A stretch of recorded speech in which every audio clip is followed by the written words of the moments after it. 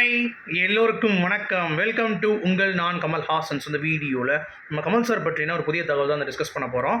So வீடியோக்குள்ளே போகிறதுக்கு முன்னாடி நம்ம சேனலுக்கு நீங்கள் வந்து புதுசாக இருந்தீங்க அப்படின்னா கண்டிப்பாக சப்ஸ்கிரைப் பண்ணிக்கோங்க. வீடியோ மறக்காமல் ஒரு லைக் பண்ணிக்கோங்க. இப்போ நம்ம வீடியோக்குள்ளே போகலாம். ஸோ தக் லைஃப்பில் வந்து பார்த்தீங்கன்னா அப்டேட்டே சும்மா வெறித்தனமாக வந்திருக்கு. அதாவது தக் லைஃப்பில் ஒரு பாடல், அதுவும் வந்து கமல் சாரோடைய வரிகளில் கமல் சார் வந்து பாடியிருக்காரு. ப்ளஸ் ஏஆர் ரஹ்மான் அவர்களுடைய இசையில் பயங்கர மேஜிக்கலாக வந்து உருவாயிருக்கு அப்படின்ற மாதிரி அப்டேட்டு.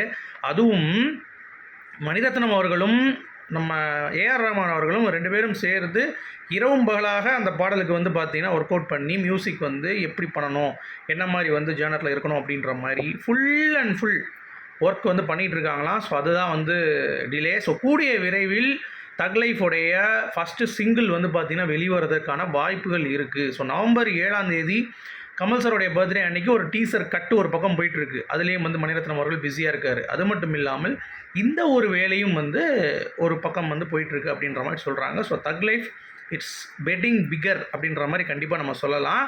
ஆனால் இந்த படம் வந்து பழைய படம் கிடையாது.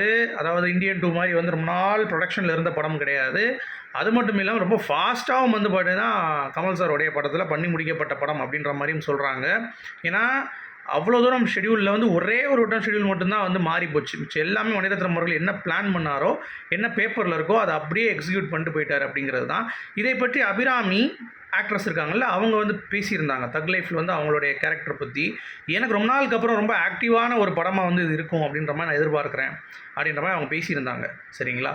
ஸோ அது ஒரு பாயிண்ட். ஸோ அதெல்லாம் வச்சு பார்க்கும்போது தக் லைஃப்க்கான ஒரு பேட்டர்னில் மணிரத்னம் டிசைன் பண்ணுது அப்படிங்கிறது கொஞ்சம் எல்லாத்துக்கும் பிடிக்கிற மாதிரி எல்லா ஆடியன்ஸையும் கவர் பண்ணுற மாதிரி தான் இருக்கும் அப்படின்றது என்னுடைய ஒரு கருத்து. அடுத்து ரொம்ப முக்கியமான ஒரு அப்டேட் என்ன அப்படின்னு பார்த்தீங்கன்னா, கமல் சார் மூவியோடைய கலெக்ஷன் பற்றி கமல் சார் ரொம்பலாம் வந்து கவலைப்பட்டதே கிடையாது. அவர் வந்து அப்படியே போயிட்டே இருப்பார். அவர் வந்து படத்தை எப்படி கொண்டு வரணும், என்ன மாதிரி படம் எடுக்கணும் அப்படின்ற மாதிரி தான் இருக்கும். இந்த வசூல் வடைகள் அப்படின்னு சொல்லிட்டு இதெல்லாம் சுட மாட்டார். அதில் தசாவதாரம் படம் வந்து வெறும் 68 கோடி தான் கலெக்ட் பண்ணிச்சு அப்படின்ற மாதிரி ஒரு செய்தி வந்து பார்த்தீங்கன்னா பயங்கரமாக பரப்பிட்டு இருந்தாங்க. நான் யார் சொல்கிறேன் அப்படிங்கிறது உங்களுக்கு தெரியும். ஸோ ரஜினி ஃபேன்ஸ் தான். ஸோ அவனுங்க வந்து பரப்பிட்டு இருந்தானுங்க. But KS. ரவிக்குமார் ரீசெண்டாக சாய் சித்ரா கிட்ட ஒரு இன்டர்வியூ வந்தார். அதில் சித்ரா லக்ஷ்மணன் சார் கிட்ட வந்து பார்த்தீங்கன்னா ஓப்பனாக உடச்சிட்டாரு. அதாவது அது 68 கோடி ரூபா தமிழ்நாடு மட்டும்தான் அப்படிங்கிற மாதிரி சொல்லியிருந்தார். So first movie to hit 200 crores அப்படிங்கிறது வந்து தசாவதாரம் அப்படின்ற உண்மை வந்து கே.எஸ். ரவிக்குமாரால் உடைக்கப்பட்டது அப்படிங்கிறது தான் பாயிண்ட்டு. சரிங்களா? ஸோ எல்லாமே ஃபஸ்ட்டு கொடுத்தது அப்படிங்கிறது கமல் சார் அப்படிங்கிறது தான். ஸோ அந்த 1000 கோடி ரூபா பட்ஜெட்டு, 1000 கோடி ரூபா வசூல் அப்படிங்கிறதும் கண்டிப்பாக கலைத்தாய் வந்து பார்த்தீங்கன்னா கமல் சார் தான் கொடுப்பார். ஏன்னா அவர் போடுற எஃபர்ட் அப்படிங்கிறது சினிமாக்காக வேறு எவனும் போடாத ஒரு எஃபர்ட் அப்படின்றதுனால கண்டிப்பாக அதற்கான பலன் கமல் சாருக்கு வந்து கிடைக்கும் அப்படிங்கிறது தான். அடுத்து பிக் பாஸ் தமிழ் சீசன் 8க்கான லான்ச் ஆரம்பம் ஆகிடுச்சுங்க. ஸோ ஷூட்டிங்லாம் அந்த பயங்கரமாக போயிடுச்சு. வித்தவுட் கமல் சார் எப்படி அப்படின்ற மாதிரிலாம் ஏகப்பட்ட கேள்விகள். நாங்கள் வந்து டிஆர்பி இல்லை, ஸ்பான்சர்ஸ் இல்லை, என்னடா இது அப்படின்ற மாதிரி வந்து யோசிச்சுட்டு இருக்கிறப்ப விஜய் டிவி இப்போ வந்து அதிரடி பிளான் பண்ணியிருக்காங்க அப்படின்ற மாதிரி தகவல். ஸோ அதில் கமல் சார் கிட்ட ஒரு சின்ன பிட்டு மாதிரி ஒரு 2 minutes வந்து பார்த்தீங்கன்னா கமல் சார் பேசுகிற மாதிரி ஒரு வீடியோ கால் மூலமாக வந்து பிக் பாஸ் தமிழுக்கான ஒரு ஹைப்பை எலிவேட் பண்ணுறதுக்கு கேட்டிருக்காங்களாம். ஸோ கமல் சார் ஆஃபீஸ்லேருந்து இன்னும் வந்து பார்த்தீங்கன்னா அது கன்ஃபர்மேஷன் வந்து வரல. ஆனால் வந்துச்சு அப்படின்னா விஜய் சேதுபதி என்னதான் முக்கி கஷ்டப்பட்டாலும், இருக்கிற கண்டஸ்டன்ஸ் என்னதான் முக்கி பண்ணாலும் பிக் பாஸ் அப்படின்றது கமல்ஹாசன் அப்படிங்கிறது தான். அதனால் அது ஒரு மேஜரான ஒரு இம்பேக்ட் டிஆர்பி வைஸில் வந்து பார்த்திங்கன்னா கொடுப்பதற்கான வாய்ப்புகள் இருக்குது அப்படின்றதுனால கமல் சார் வந்து அட்லீஸ்ட் இந்த விஜய் டிவி என்னன்னு கலாய்ச்சிட்டு போட்டோம், அவனுங்க வந்து எப்பயும் அப்படி தான் அப்படிங்கிறது ஒரு பக்கம் இருந்தாலும், இன்னொரு பக்கம் கமல் சார் வந்து மக்களை இப்போ 7 சீசனாக பார்த்துருக்கப்ப ஒரு 8வது சீசனுக்கு ஏமாற்றம் இருக்கும். அவங்களுக்காக வச்சு ஒரு சின்ன பைட்ஸ் வந்து கொடுப்பார் அப்படின்ற ஒரு நம்பிக்கை இருக்குது. ஸோ கண்டிப்பாக எனக்கு வந்து என்ன தோணுது அப்படின்னா கமல் சார் வந்து ஒரு பைட்ஸ் மாதிரி கொடுப்பார் அப்படின்ற மாதிரி தோணுது. ஸோ அப்படி வந்துச்சுன்னா சும்மா பிக் பாஸ் வந்து அதிரும் அப்படிங்கிறதுலாம் அதில் எந்த ஒரு மாற்று கருத்தும் இல்லை. அடுத்து ரொம்ப முக்கியமான ஒரு அப்டேட்டு, மெய்யழகன் படத்துடைய டைரக்டர் இருக்கார்ல பிரேம்குமார், அவர் நடுவில் கொஞ்சம் பக்கத்துக்கான படத்துக்கு கூட கேமராமேன். சரி, இதுக்கு என்ன சம்மந்தம் அப்படின்றீங்களா?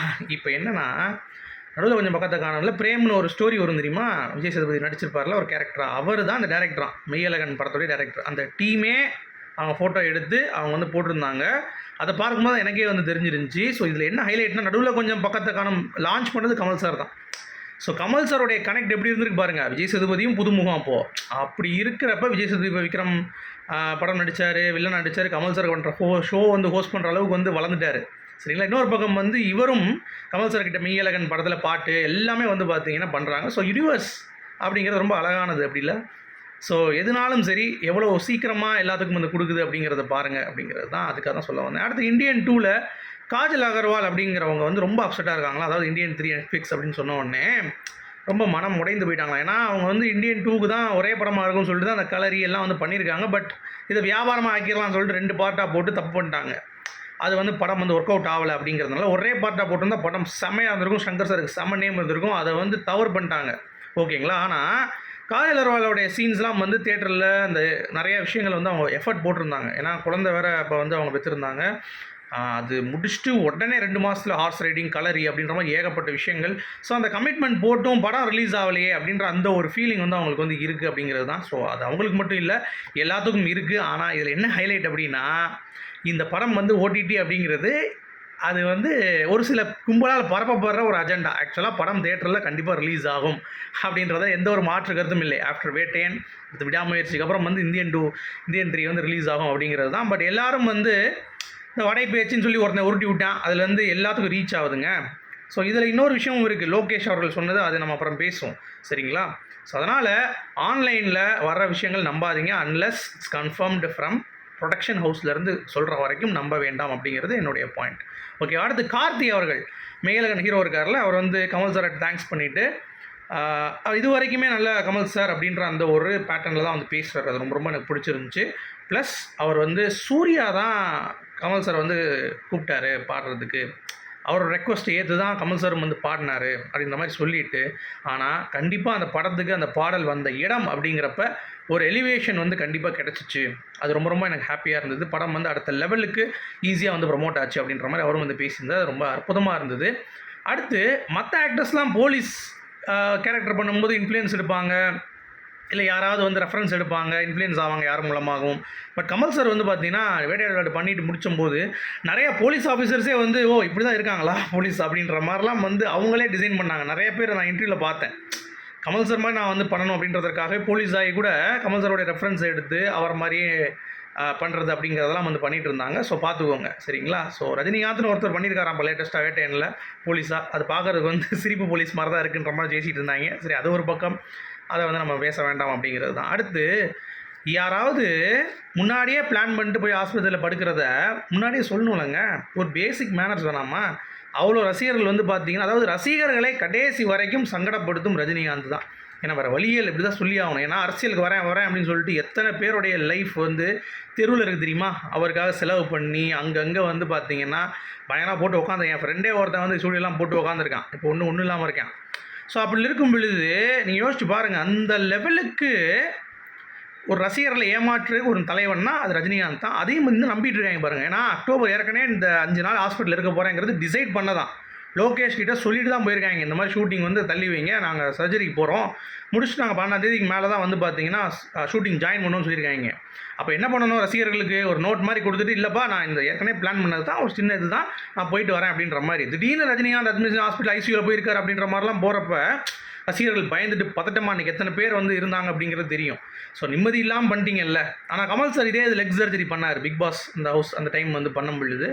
அப்போ அவர் வந்து ஒரு நோட் கொடுத்தாரு, இந்த மாதிரி லெக் சர்ஜரி பண்ண போகிற யாரும் வந்து இது பண்ண வேண்டாம், உங்கள் வேலையை பாருங்கள், நான் ஹாப்பியாக இருப்பேன் வரேன் அப்படின்ற மாதிரி போட்டிருந்தார். அந்த ஒரு விஷயம் ரசிகர்களை காயப்படுத்தும் ரஜினிகாந்துக்கு அவரை தான் வந்து தூக்கி வச்சுட்டு இருக்காங்க அப்படிங்கிறத பார்க்கும் பொழுது எனக்கு ரஜினி அவர்கள் நல்லா வந்து பார்த்தீங்கன்னா யூஸ் பண்ணுறாரு, அதாவது முட்டாளாக்கி அவருடைய வேலையை கரெக்டாக பார்த்துறாரு அப்படிங்கிறது நம்மளால் வந்து பார்க்க முடியுது. So that is all the best. ஏன்னா லோகேஷ் அப்படி சொல்லலைன்னா அது தெரிஞ்சிருக்காது. இன்றைக்கி வந்து சொல்லிட்டாங்க, ஏன்னா நிறைய பேர் உருட்டிட்டாங்க, லோகேஷோடைய ஷார்ட்டில் வந்து நடித்ததுனால தான் அவருக்கு வந்து இப்படி ஆகிடுச்சு அப்படின்ற மாதிரி உருட்டி விட்டாங்க. இந்த வடை பேச்சு கும்பல் இருக்காங்களா அந்த குரூப்பு உருட்டி விட்டோன்னா இவங்களுக்கு வந்து ஐயோ அப்படின்ற மாதிரி லோகேஷ் போட்டு அடிக்க ஆரம்பிச்சிட்டாங்க. அதனால் அவர் வந்து ரொம்ப ஃபீல் பண்ணி சொல்லிட்டாரு. ஸோ இதுதான் ரஜினி அவர்களுக்கும் கமல் அவர்களுக்கும் டிஃப்ரென்ஸ் அப்படிங்கிறத புரிந்து கொள்ள வேண்டும். அடுத்து பிரேம்குமார் அவர்கள் மெய்யழகன் டேரக்டரு. கமல் சார் அந்த பாடம் எழுதி 20 பேர் இருந்தாங்கல்ல, 1,00,000 பேரை கூட்டு வரணும்னு நினச்சாராம். ஏன்னா அந்த அளவுக்கு ஒரு ஹை பிச், நாங்கள் யோசிக்க முடியாத ஹை பிச் அவர் வந்து எடுத்தார். ப்ளஸ் இந்த பாடுற அந்த மனுஷனை இது வரைக்கும் இவ்வளோ டெடிக்கேஷனாக இருக்காருன்னு சொல்லிட்டு எல்லாத்தையும் காட்டணும் அப்படின்ற மாதிரிலாம் வந்து பேசியிருந்தார். அதெல்லாம் ரொம்ப அற்புதமாக இருந்தது. அடுத்து நீங்கள் கமல் சார் வந்து ட்வீட் போட்டிருந்தார் தெரியுமா ரஜினி அவர்களுக்கு, இந்த மாதிரி வந்து என்னுடைய 1000 நம்பர் சூப்பர் ஸ்டார்லாம் பேசியிருந்தார். ஆனால் அந்த ரஜினி வெளியே வந்த பிறகு எவனுக்கோ தேங்க்ஸ் பண்ணுறான். அதாவது எப்படி சொல்கிறது, எதுக்கு மரியாதை பண்ணுறான்னு சொல்லணும். அமிதாப் பச்சனு மோடி ஈடின்னு எல்லாத்துக்கும் பண்ணிவிட்டு முக்கியமாக ஒரு நண்பர் நண்பர்னு சொல்லி மைக்காக பேசுவார் பார்த்தீங்களா, கமல் தொட்டது நான் தொடல, நான் தொட்டது அவர் தொட்டார் அப்படின்ற மாதிரிலாம் வந்து பேசி உருட்டிகிட்டு இருப்பேன். ஸோ அவர் வந்து என்ன சொல்லியிருக்காரு அப்படின்னா, எதுவுமே ரிப்ளை பண்ணல. ஸோ எப்படின்னு பார்த்துக்கோங்க. இதெல்லாம் ஒரு பொழப்பா ரஜினி சார்? இதுக்கும் உங்களை நம்பி கேடுகட்ட ஒரு கூட்டம் வந்து பின்னாடி சுற்றிட்டு இருக்கு அப்படிங்கிறது தான். ஸோ உங்களுடைய கருத்துக்கள் சொல்லுங்கள். மீண்டும் நாளை இன்னும் சூப்பரான சந்திப்போம். அது வரைக்கும் குட் பை.